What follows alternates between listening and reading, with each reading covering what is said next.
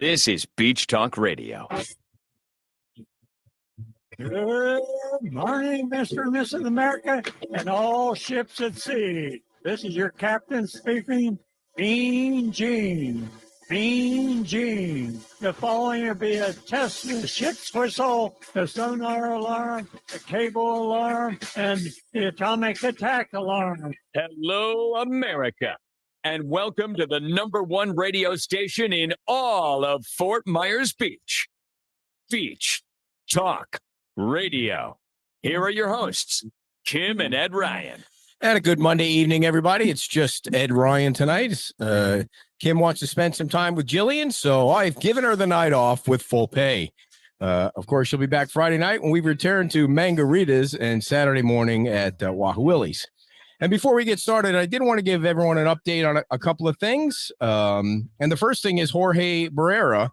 As you all know, he's a sponsor of the show. He's been a volunteer at Buttonwood. More coming up on Buttonwood later.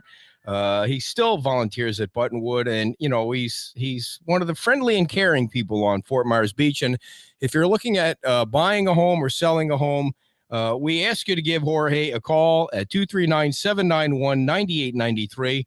But also know that percentage of his commission, 10% of his commission, is being given to the local Fort Myers Beach Hurricane Relief Organization. And we got an update from Jorge just before the show started today. So far, he's donated $34,737 from his commissions to the Hurricane Relief Organization. So congratulations to Jorge, and thank you so much for being a 5-star Zillow review person, and also for sponsoring our show. And if you're still waiting on insurance proceeds to repair or replace your home, it can be slow and frustrating, as you all know. And if you need access to money now, maybe it's time to talk with our friends at ATM Mortgage Advisors right here in Fort Myers. ATM has access to quick lines of credit or complete remodeling funding. Of course, if you're looking to just repurchase something new entirely, they can help you out with that too. Give Kim Henderson a call today at 239-849 6999, or you can go online onto that internet-y thing and you can put in atmmortgage.net and they'll pop up there. You can give Kim a call at 239-849 6999, or you can do the internet thing at atmmortgage.net. Right now, the star of the show, I got no background there. What did I do? Dan Allers right there is the mayor of Fort Myers Beach. Dan, where are you today? You don't look like you're in your usual spot. I am. I'm just out in the toy hauler section of the camper. I see. I've been kicked out here. So, so speaking of being in the trailer, what is the latest on you getting back in your own home?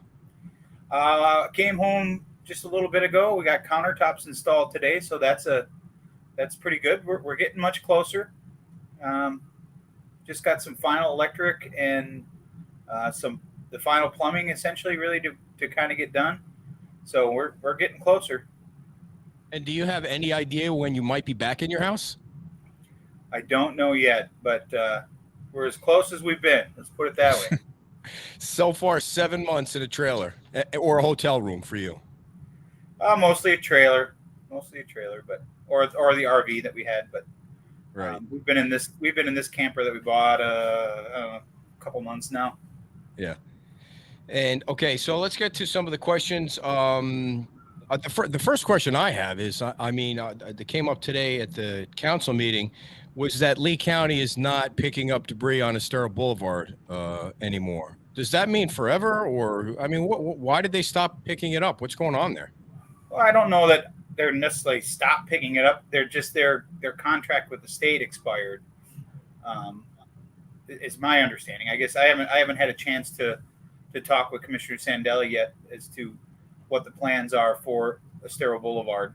You know, for me, the whole debris thing is very confusing, especially now with the Ian debris. You know, in the meeting we talked about it with the Ian debris thing.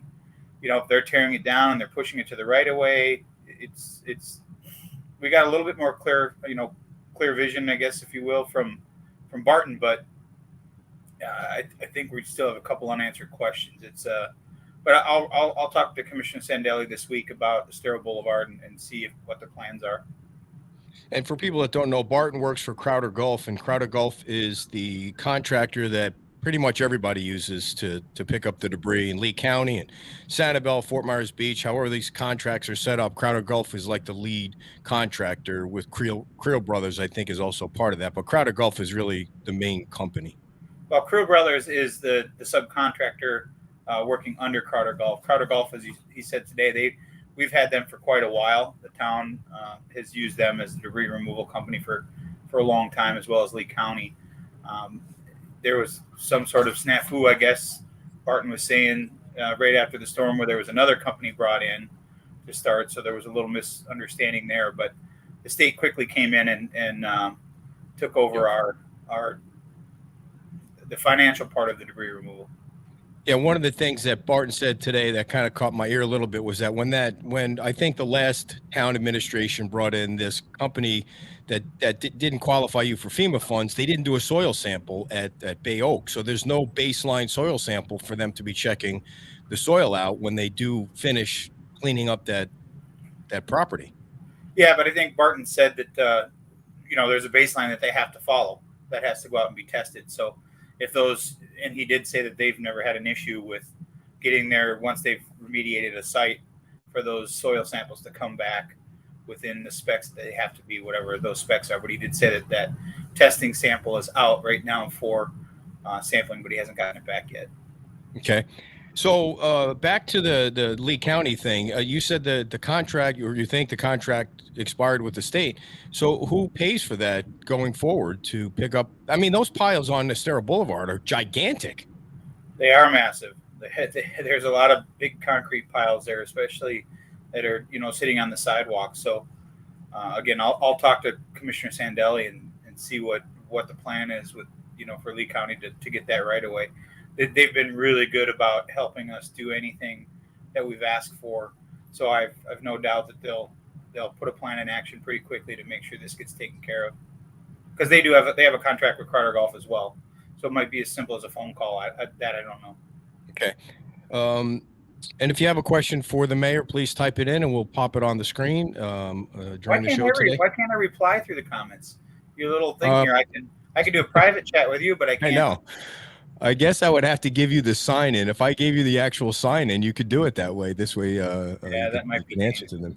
It might be too confusing for you to do two things at once, by the way. So we'll just stick to it this way. I love the confidence. So you were talking about let's stay on the debris for a second. And we all thought that you could not knock your house down and push it to the side of the road on the side streets that the town owes. But Barton kind of changed that today. He said he thinks for the next 30 or 60 days you can still do that.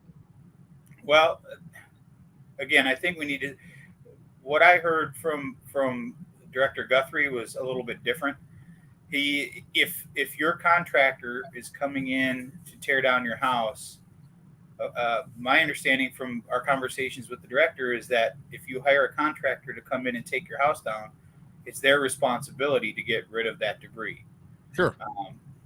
And I think what Barton said today was, if you tear it down, look at your contract, essentially is what Barton said. If they didn't include it and they push it to the right of way, he said that they were going to pick it up. But so I'm not exactly sure what that means. I know that the state is moving quickly away from helping us do some of this. The money's going to run out eventually. They've already spent like $4.4 billion, I think the number is now, statewide. So the tally is going up. They're trying to rely, at least again in our conversations with the director, to be able to rely on stuff being picked up. Because I think what Barton related to a little bit in today's meeting was that they're starting to see people putting reconstruction debris out there. So they're building their house and then they're starting to throw stuff out there. And he said they will not pick that stuff up. It's just for construction debris. He kept saying approved hurricane stuff. So it has to be essentially related to the hurricane. Right. And I think that the thing that he kind of clarified was, I mean, how do you tell what was before the deadline and what was after the deadline? And it's almost like, okay, if you push it out there onto your street now, it seems like they're going to take it. They're not going to leave it there. I mean, they really have no way of knowing. That's just it. And my confusion was through the iandebris.com website, they come and take your house down and they haul that away. But then the slab is separate. They bust up the slab and then it's getting pushed. So I think until we knew what was going on with this extension, it was kind of confusing for people. They're like, well, wait a minute, they're getting their concrete pushed out. Why can't we push our house out there? So it's going to be tough to enforce, but they are looking for it. If you're hiring, iandebris is ended now. So if you have a house that has to come down, you want to basically make sure that your contractor is taking that debris away. Is the easiest way it's been said to me. Okay. I guess I'm still confused. It almost sounded to me like he said you got another 60 days to push it out to the sidewalk on the side streets, but maybe I think the 60 days was from the 28th of March 28th, which was the 6-month anniversary. I believe it got extended 60 days is I think what he was saying, not 60 days from this month, but 60 days from that. So we're almost 30 days into that 60 days. The other thing that he said was in all the years he's been doing this, he's never seen anything as bad as he's seen, like in such a small area of Fort Myers Beach. And I felt like yelling out loud, well, duh, it looks like a freaking bomb dropped on the island. Yeah, he's not the only one that has said that. I mean, I've heard that up in Tallahassee. I've heard it, from the state. I've heard it everywhere. I mean, this is, there's a lot of debris. And that's why I was trying to ask him if he could understand, and maybe estimate for us what is still left. Because originally they were saying about 2.5 million cubic yards is what they were estimating from the town of Fort Myers Beach. And, you go up and down the side streets all the time like I do, Ed. You see there's still a lot of houses that got to come down. There's still a lot of debris. So even though it's, that 1.1 million cubic yards, what he had in the slide today, that number is going to be much higher than that. Yeah, and you mentioned that there still are a lot of houses that need to be demolished. As long as they're in the iandebris cleanup website, which is coming down, but as long as they're in the system, you're in the process. You're going to get your house demolished. You're going to get it taken away. You don't have to worry about it. It's the ones that didn't go and sign up for that are going to have to pay for it. Yep, that's our understanding. Anybody that was in the queue at the deadline of March 28th or March 28th, they'll fulfill that cleanup for them. But if you weren't in that queue, you have a house that needs to be torn down, you're on your own now. So the debris at Bay Oaks is basically gone. You got this contractor Gleason that's supposed to go in and start working on Bay Oaks. It just seems like you can't get a break with the Bay Oaks thing. I mean, I don't understand what their problem is. Like, why won't they sign the contract? What is this liquidation thing? Can you explain it so that we all understand why they haven't started? Well, today was the first I heard about this liquidation damages thing, and essentially all it is it's for a breach of contract, and it can go either way. To kind of give you an example, if a contractor failed to complete a construction project or something on time, that the person that offered them the contract could go after them or withhold funds or charge for daily. So I'm not exactly sure what it specifically is, but usually it means that if they underbid something, that could be part of it too, that they want to be paid for something that they didn't figure into a bid. Or so I don't know the exact details of it, but you were there. We gave pretty clear direction that contract's a contract that you signed in, and I think it was John King that made a comment that and his point is clear and exactly correct. You were asking for the keys 2 weeks ago, so we're weeks later and we're ready to go, but it seems there's a holdup. So I think they'll get it worked out.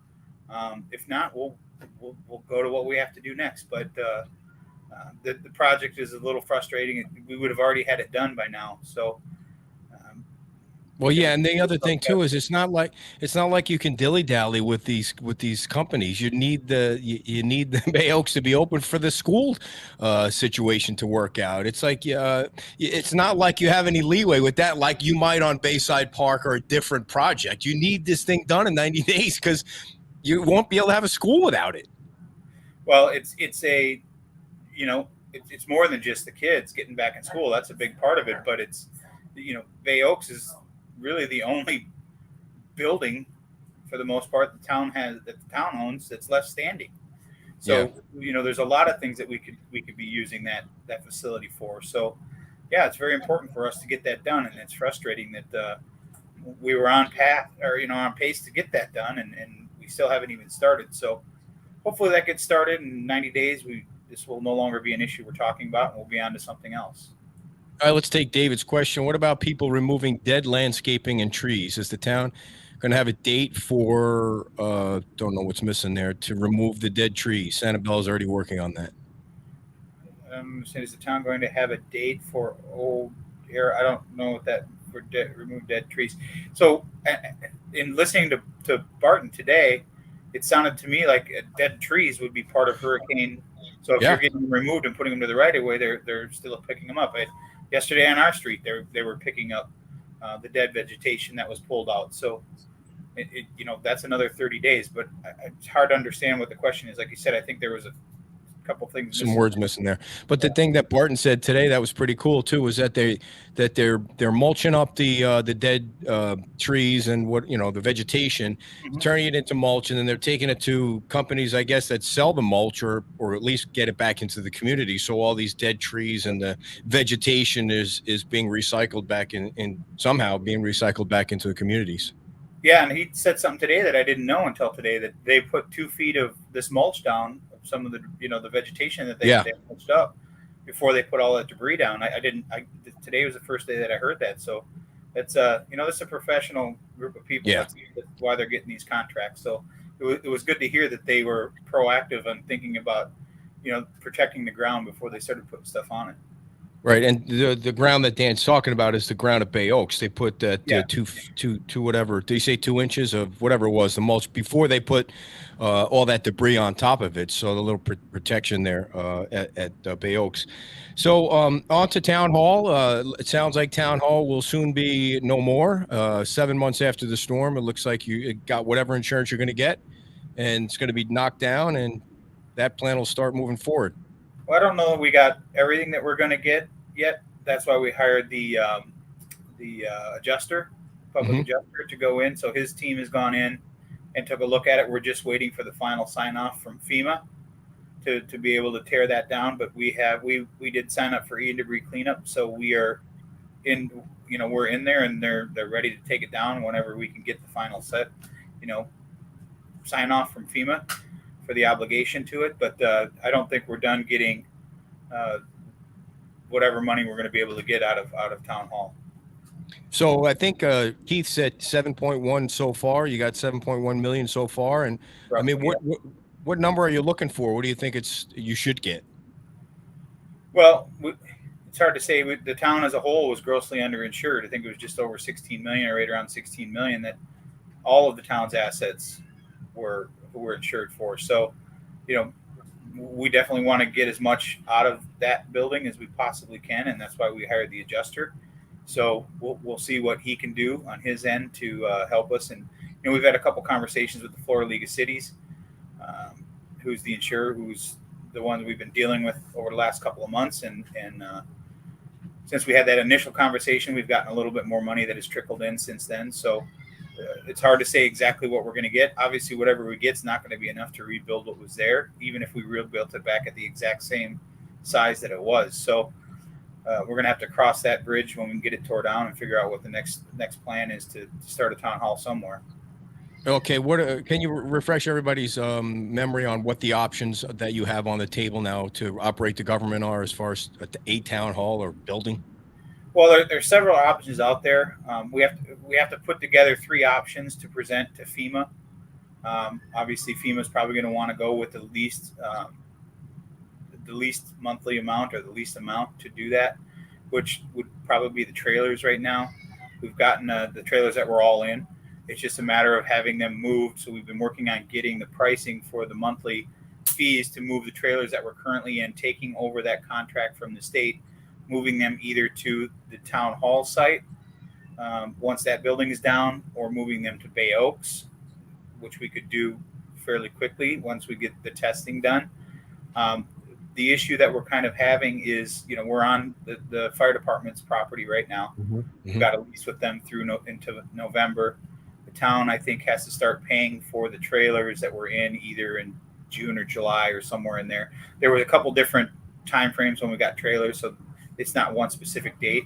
It's somewhere between the June and July that we'll have to start assuming those costs from the state. So, we knew that part was coming, which is going to be reimbursable from FEMA if that's the route we go. We've looked at the building, that green building everybody knows down in the south, and it's been for sale forever. We've looked at potentially trying to figure what that would be if we bought it, what the monthly amount would be to pay for that versus what the trailers are. Our biggest concern is with the trailers.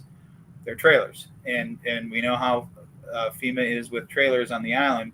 And if we're setting up a temporary town hall that is going to be there for at least a couple of years, we could potentially have another storm. Then we got to uproot all these trailers and get the trailers out of there, and then we're back to where we started. So, but we're trying to work out all things. We're talking with the fire district about their property and our property. So there's a lot of different things that are kind of up in the air. But for us, finding a town hall or finding a permanent home that we don't have to move from is a very high priority, at least in my mind, so that we have a place where people can come in and talk to our permitting department and talk to anybody they need to talk to, and our staff has a place to work. You got to have a place to operate.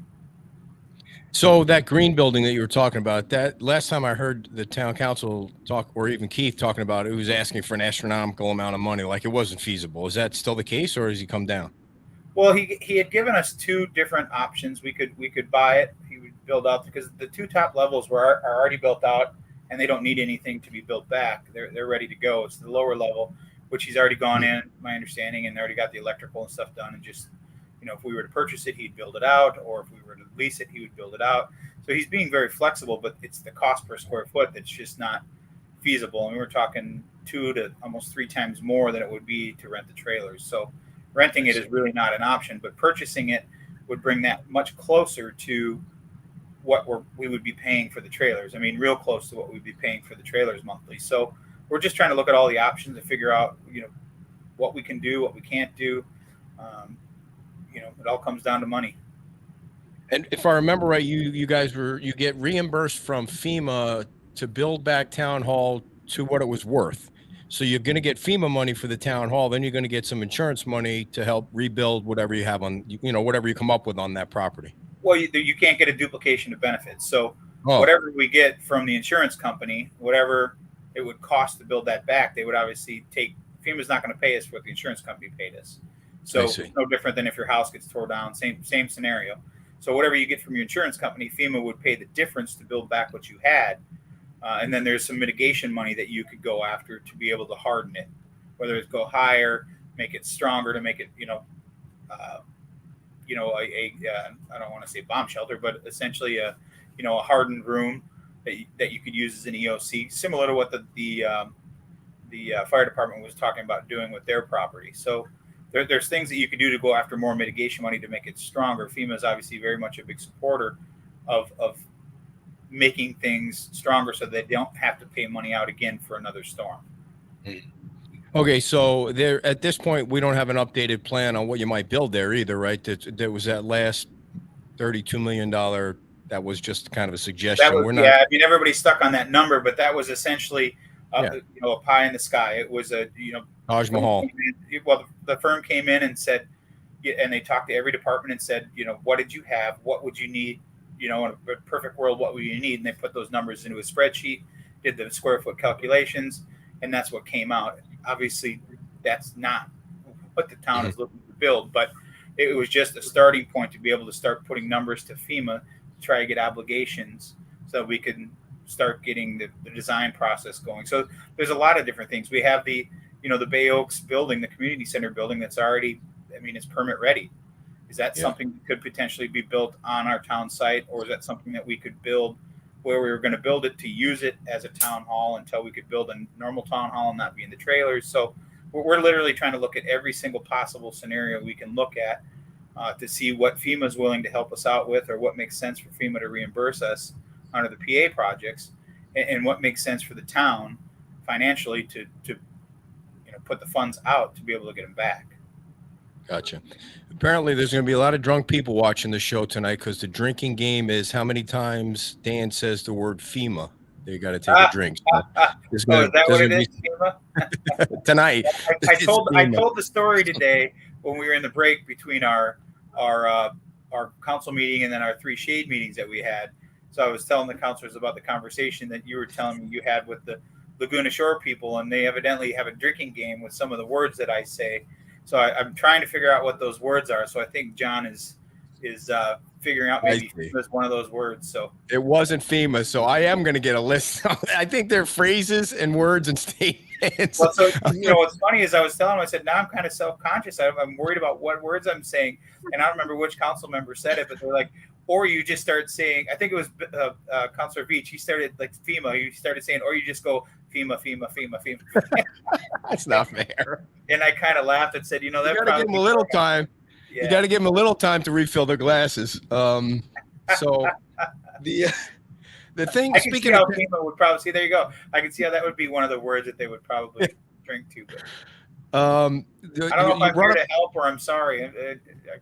So those of you in Laguna Shores who are having that contest, I appreciate the sentiment or sorry if well, we did a show. I did a show at Laguna Shores on Friday because they had a big gigantic HOA meeting at Ed and Janelle Schoonover's house, and boy, they showed me the plan they have for their new pool that they just got a permit for. Wow, that thing is spectacular. I mean, that's going to be a really nice pool. But I've never been to an HOA meeting where 100 people show up. It's like, wow, these people are really committed to the community there. So, and of course, a bunch of great people there. Alex King lives in that neighborhood, and Bruce Butcher, a bunch of people we knew. Yeah, that's a great neighborhood. A lot of great people. And Kristen Gunderson, I'm never using that word again. My wife, she has beat me up to no end over that word. You'll never hear me use that word again. And I blame Jim Adderhall. He says it all the time. I heard him say it, and it just kind of, I picked it up, and then they started saying it. But I won't say it again, or my wife told me I'm going to be living in the unfinished house. So, oh boy.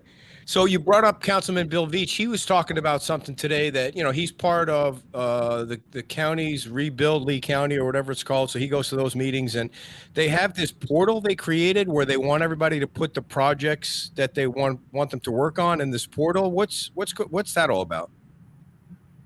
Yeah, so the Resiliency Committee, the task force that Commissioner Ruane is the chair of, they are, they're trying to put together a list of things that people are going to need through the CDBGR money. I think I got all the letters in there, but they essentially have to create a, just slipped my mind.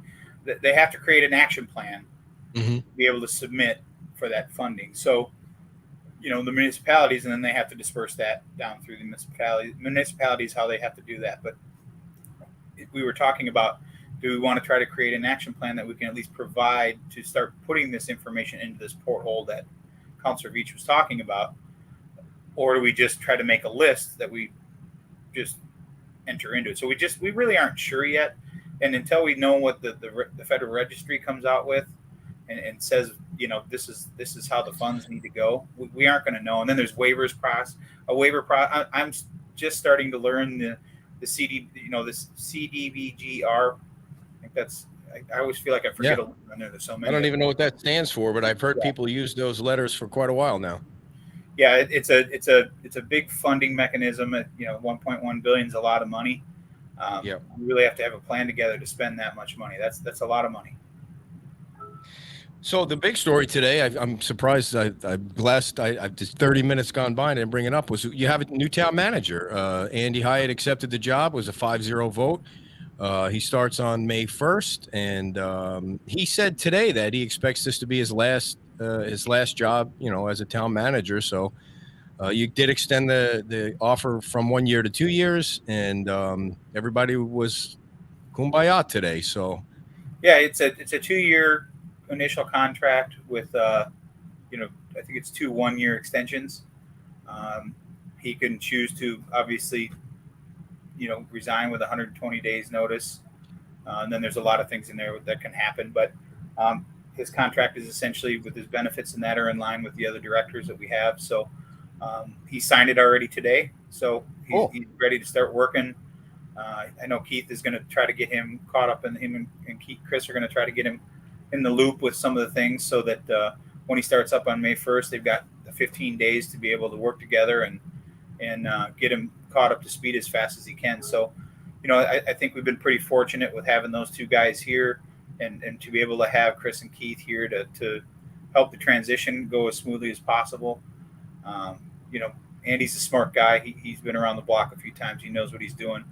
But we all know how, this island's a little bit probably different than any place he's ever worked. And we're looking forward to him to be able to pick the brains of the two guys that have been here for 6 months and understand, the ins and outs and the intricacies of some of the things that happen on the island. So we're excited. I'm excited. I think that he's going to be a very good fit here. And, we welcome him and his wife, and away we go. He did. His quote was, "The challenge is daunting. A lot of the heavy lifting has already been done, but like you mentioned, the thing that you don't really often see in something like this is the transition from one town manager to the next, where they're kind of not training, but making sure that where there might be skeletons or what things you have to watch for, or how big the task really is. It's gigantic. I mean, he'll be remembered as the town manager that either rebuilt the island or couldn't do it." Yeah, I mean, I don't think that, I'm obviously an optimist, so I think we'll be okay. I think he's got a council right now, at least for the next 2 years, that is willing to work together and get things done and try to get on the same path to recovery. I see Rhonda's question. He is going to live on the island. That was one of the things that was important to me. And important to, I believe, some of the other counselors, and it was added to the contract, and he had no complaints or no problems with that. So I think that he's been looking, and maybe he's already found something. I don't know, but yeah, he will definitely be on the island. Yeah, and he did mention that it was important to be part of the fabric of the community. That was his quote today when it came up. And the challenge everybody has is finding a place to live on Fort Myers Beach. There aren't a lot of places that you can go by, or places that are standing right now. So that would be the only challenge I could think of right now. Yeah, and I think him being on the island will really help him understand the culture. I think that we have here, the way people really help each other, the way people can be outspoken, but they're okay as long as you're willing to talk to them. So I think as he gets to learn those things, he'll really begin to like it, much like Keith and Chris did. And understand, what the Fort Myers Beach culture is, and want to be part of it. And I'm really confident that Andy's going to do a great job. What do you want to see him tackle first? Like what if you had, a list of one or two things at the top, what do you want to see him work on right away? Well, I think the first thing I would like to see him do is get to know the staff. Obviously, they're the ones that work with him and report to him every single day. So getting to know the staff, how they move, how they operate, how does that work with his style? He seems like he's a very open guy and willing to adapt and do what he has to do. Once you get the people that are working underneath you, around you, and understand, and you work together, that's always the hardest part when you start a new job is, who do you work with? Are your coworkers? Are you going to get along with them? Not get along with them? So I think once he gets that under his belt, then he's already got the knowledge with the FEMA. There you go. And other things that he has to work through. So I think that will be much easier for him. But I would say the first thing I would like to see him do is get to know all his directors. And I think he mentioned it today in the meeting that, the first thing he wants to do is get out there and meet the people that he's working with every day and go from there. Gotcha. So anything else more about the town manager before we kind of just spitball here? A couple questions or? No, go ahead. Okay. I don't know. I sent you this question before the show. It's not ringing a bell with me, but maybe it is with you. Before the storm, there was talk about some rerouting of the entry and exit to Times Square, just as you get on the island from the bridge. Is that still that's still part of? Well, that's the FDOT roundabout. Yeah, that's the FDOT roundabout thing that we've been talking about for a couple of years. Yes, that's still moving forward. They came in and talked to us right after the hurricane and asked if that is something that we still want to move forward with, and we said absolutely. So they'll be starting on the San Carlos Island side, and then they'll be working over towards Fort Myers Beach. But yes, that roundabout you can find if you just go Google it. You'll be able to figure out and see exactly what that looks like. We're still obviously trying to talk to them about some of the crosswalks and things like that we're a little concerned with. But yes, that's the change at the base of the bridge, if you will. Have you got an update from the state on when they're going to start any of their projects? They got the base of the bridge, and they got the one that goes all the way back to all the way back.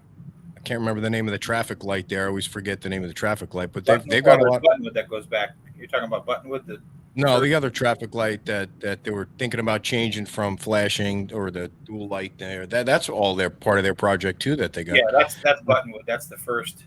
Oh, that's right. So yeah, that's all part of it. The bridge there just before you get over is part of it. So that's where they're going to start. They're going to put a light at the base of the bridge at Main Street. So that's all part of it. Biking and pedestrian sidewalks, things like that. Did they give you a start date? Do we have any update on that? I haven't gotten a start date on it, no. Yeah.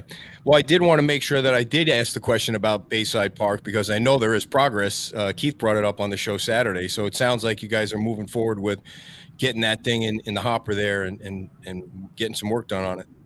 Yeah, we are we've really let Tidal Basin know over the last couple of weeks that, we want to start getting these projects that aren't going to take a huge sum of money to get completed.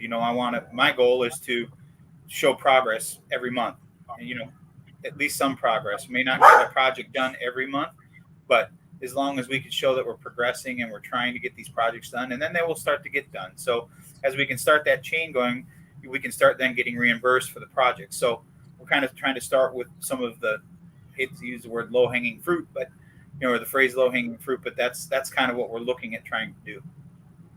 And what do you think of the Moss Marina idea, the project they have going on that they'd like to get approved? I know we got a couple calls today that they want to start showing it off to the community and get community feedback on that whole district that they're going to be building down in that area where they lost 2 of their buildings. You're talking about Moss Marina. I missed the first part of the question. Yeah, Moss Marina. Yep. Dog, sorry. Moss Marina. Yep. Yeah. So I'm actually meeting with them tomorrow. To kind of go over. This will be the 3rd meeting that I've had with them to kind of give us an idea of what they're looking at doing. And then they're going to work through, I think, this week of talking to all the counselors and talking to all the people that are involved, and then start doing some sketches. And I believe next week they're planning on trying to do some charrettes with the public to be able to say, here's what we're looking at, and then try to get some feedback. They've been they've been on the island a long time. And they're very concerned. They're doing something that's going to be in the best interest, not of just for them, but for the island, because they've been here 40 years. So I'm encouraged to hear them say that. They've listened in every step, in my opinion, along the way of what the council, at least me, I can't be in there when they talk to the other ones, but it sounds like they've really listened and they're trying to go the right path to make sure that their project is a success.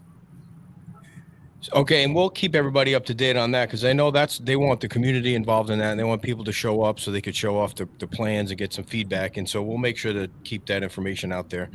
The other thing I wanted to ask about are the rules to rebuild done? Like, if somebody has a piece of property on Estero Boulevard that had, let's say, just for argument's sake, Mojo's had a piece of property. They don't own it, but the guy owns it. Mojo's was there. It's gone now. They're doing a food truck there.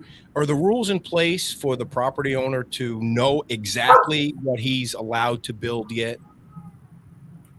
Well, yeah. I mean, you're talking about like the comp plan and land development code. That's there.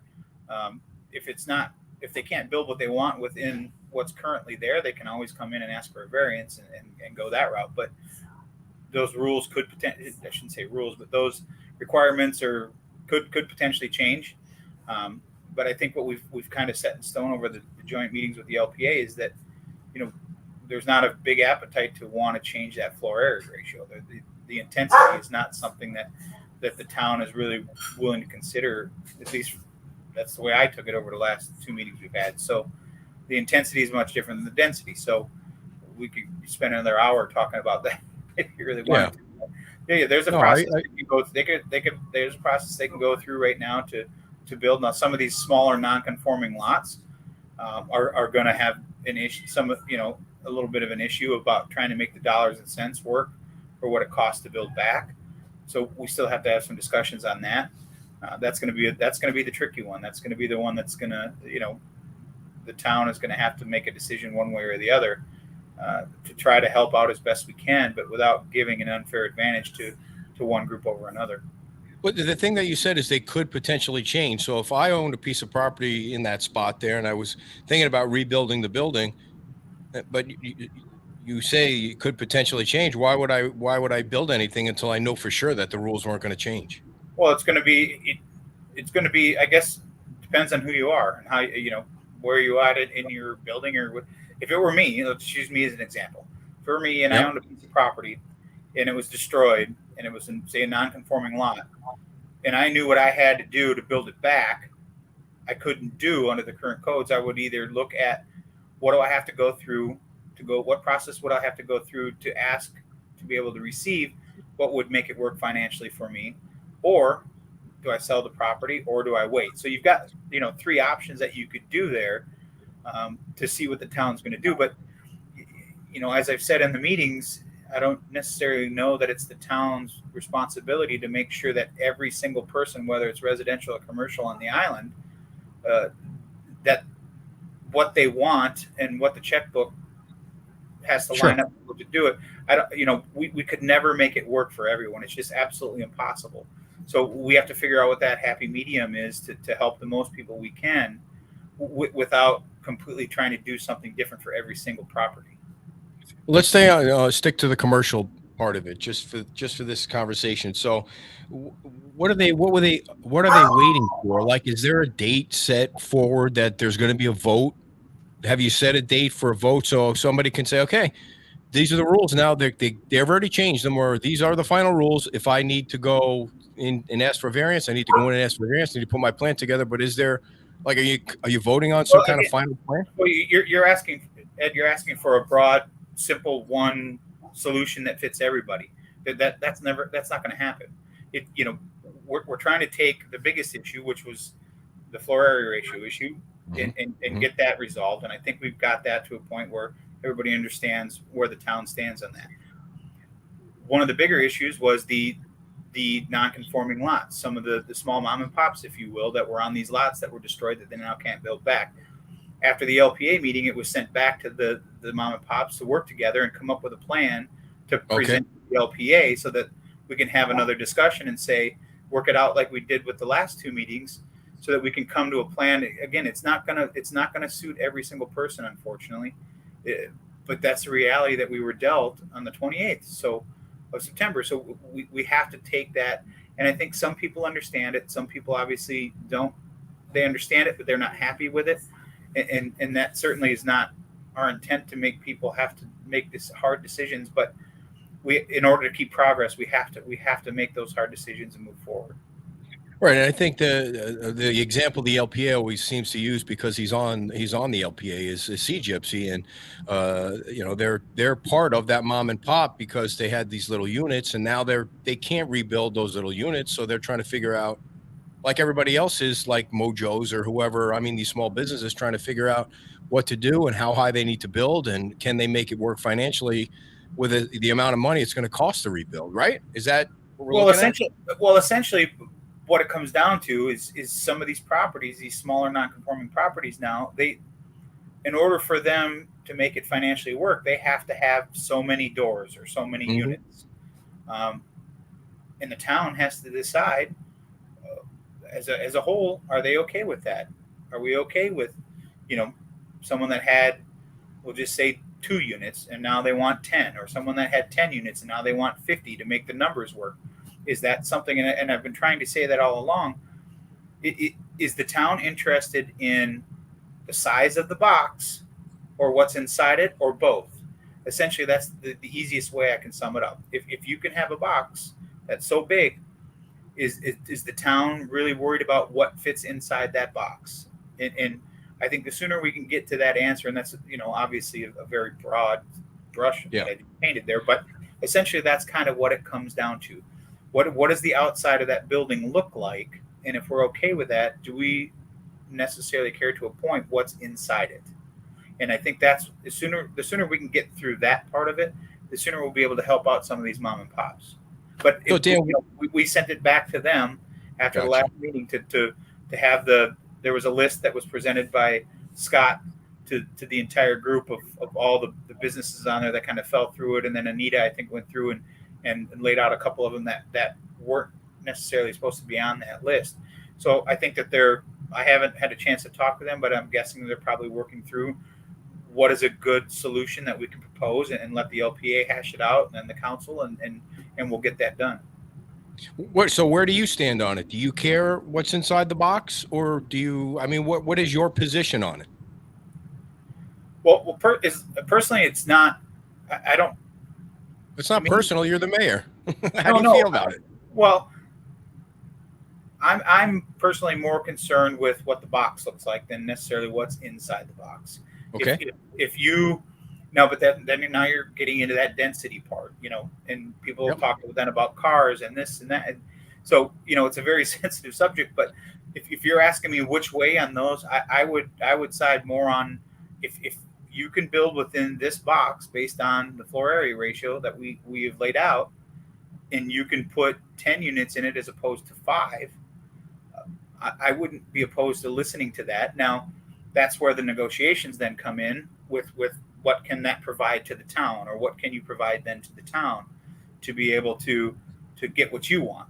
So that's where a negotiation could start for me, but I'm just one of 5.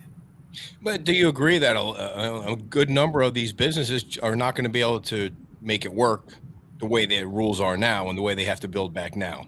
Well, it's not just because of the way they have to build back now. It's because of what the cost it is to build back now. I mean, that's a huge part. The town is one part of it, and the rules are one part of it. But the cost of building now is so astronomically high that, we can't dictate what every person's business model is, or what is, what they made before the storm. Is that what they want to make after the storm? Or, that's a very difficult thing. You have to do case by case, and I don't think the town can do that or wants to do that. We need to try to figure out what is going to be something that we can do that maybe helps as much as we can, but we can't just say by right you should get to do this because you were here before. Right. And we kind of did that residential. It was similar, but it's residential on the north end of those small little cottages. There was not a mechanism in place before the storm for them to be able to build back what they had, and through great discussion on the LPA that came up to the council for the first reading, we altered it, and then listening to the LPA again and coming back, I changed my mind because what they said made sense. And I missed that part of it.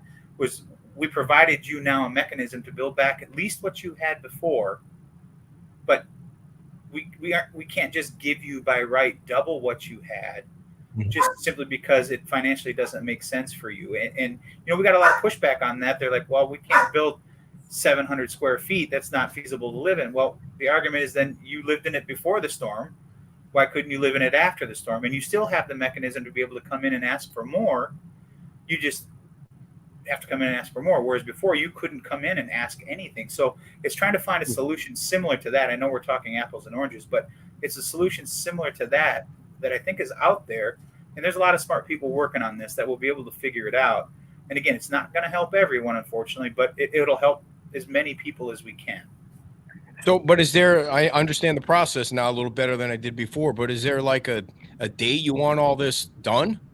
So that, you feel like, okay, we have the box, you can put whatever in the box and here, go at it or sell. Is there a date? Well, no, I can't say that there's a specific date. No, this is just one thing of 1,000 that we're trying to work through to build back the town. So there's not a specific date that we're looking at to say by this date we want to have that decision done. It's this is a complex thing, this particular issue, for a lot of people on the island that have spent a lot of time here, a lot of money here, and a lot of effort here to build up the business they had. What that was taken away from them in less than 12 hours, and now they're stuck in a position where they have to make a decision. So I certainly don't want to rush them into having to make a decision that's not right for them, whether it's selling or building back or whatever their decision is. They need time to process this too and figure out what they can do and what they can't do financially that makes sense for them. So a lot of people are waiting. I would say a lot of businesses are just waiting to see. I mean, what they at least have as a starting position before they do anything. I mean, there's nothing being built right now. no commercial structure other than Margaritaville is being built. There may be some being fixed, but nothing's being built. Any commercial structure, for the most part, on the island is going to take any substantial size structure is going to take a year in design, unless you're already working on that. You're looking at 6 months to a year in just design, and then you got to start the rebuild. So it's not that things aren't in motion and people aren't working on developments and working on structures that they want. You just have to go through design. You have to go through architecture. You have to do all of that to be able to get a plan to bring forth. Do you know why the Whale hasn't started construction yet? Is that anything you're keeping an eye on? No, in my conversations with the Millers, they're moving forward. I think they've got an architect. I think they're working on some things.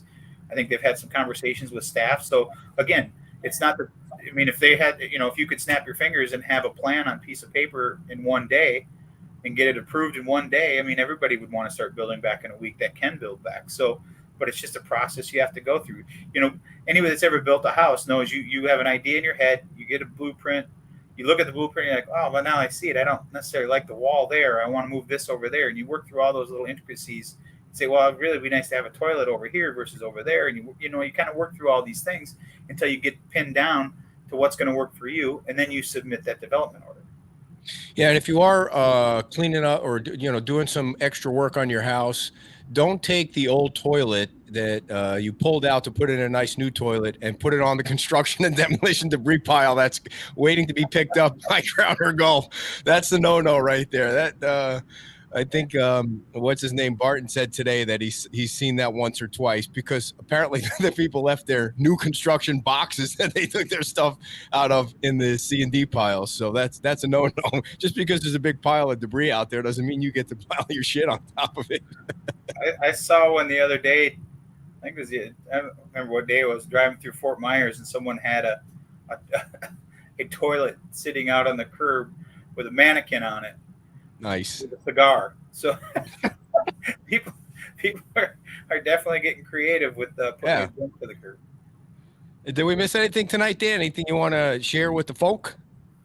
No, I think we covered it. I got a lot of good meetings this week, so I'm looking forward to seeing how that goes.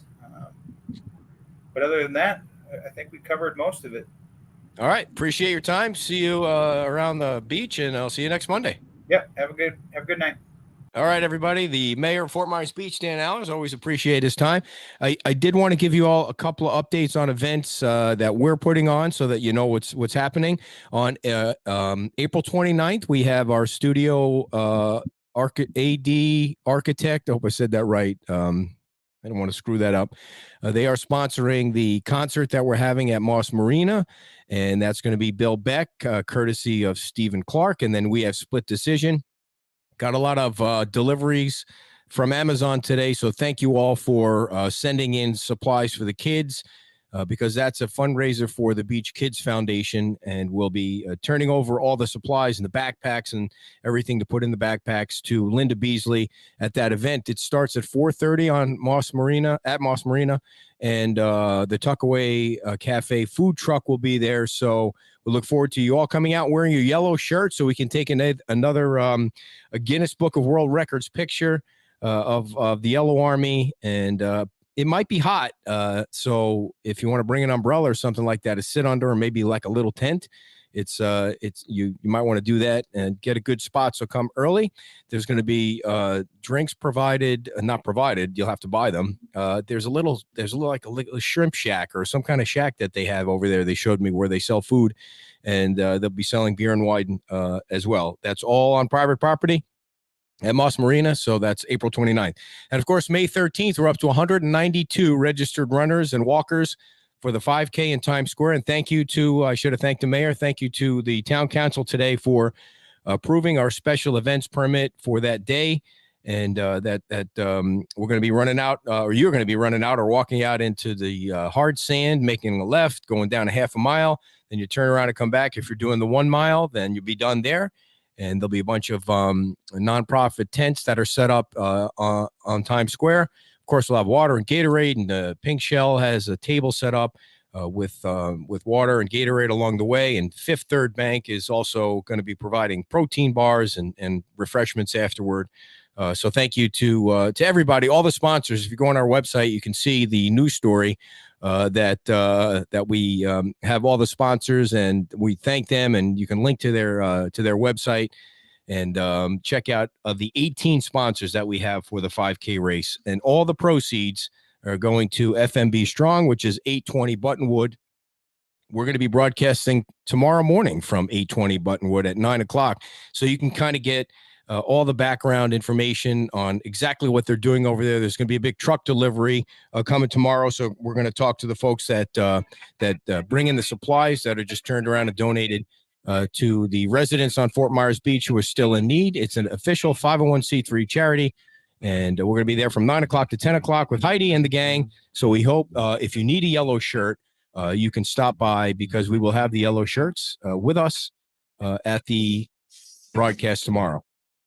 You may need a roof if you get a new house. Liberty Roofing and Construction is your trusted roofing company. They're certified to provide the industry-leading manufacturer's total system 50-year warranty. Your roof will be done within 30 days of when your permit is issued. Clean property guarantee, industry-leading workmanship. Give Patrick McKenna a call if you need a new roof at 401-439-9585. That's 401-439-9585. Don't forget, tomorrow is Insurance Village at Diamond Head. If you've got an issue with your insurance company, you want to go to Diamond Head, 9 to 5, all day long tomorrow. And from what I understand, you might even get a check. If you fight the insurance company right there, bring all your information, as much detail as you can. Once again, if you go on our website, you can see a list of all the insurance companies that are going to be participating in the Insurance Village. Thanks to Jim Matterholt for setting that up, and the CFO of the state of Florida also. All right, folks. Appreciate you tuning in to Mondays with the Mayor, episode number 19. See, it's right across the bottom there. And we will see you tomorrow morning at 9 o'clock. Say it, Sharon. Bye-bye.